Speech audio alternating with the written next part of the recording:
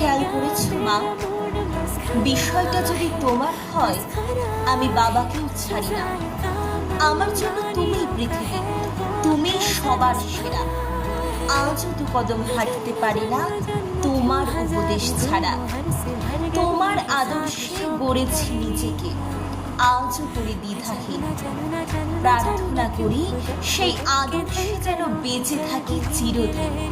আমি সুন্দরী, কেন জানো তো মা, এই কথাটার থেকে তোমার মতো দেখতে হয়েছি এটা বেশি ভালো লাগে।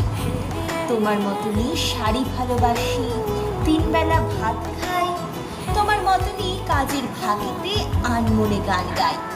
গ্যাস কমিয়ে মাংস কষাই, তবু তোমার মতো হয় না। কেন জানো তো মা, তোমার হাতের রান্নার সেই গন্ধটা পাওয়া যায় না। তোমার মতনই জোড়া ভুরু রাখি, এলো খোপা করে চলে। এত কিছু করি শুধু তোমার মতো হতে চাই বুঝে। বেশ কয়েক বছর আগে সুশিক্ষা বলে নারী নীতি একখানা বই কিনে দিয়েছিলেন। পড়েছিলাম কয়েক পাতা, বাকিটা দিয়েছি ছেড়ে। কিছুটা পড়েই মনে হয়েছিল কি করব এটা পড়ে। বই না পড়ায় আমার উপর রেগেছিলে তুমি, জিজ্ঞাসাও করেছিলে যদি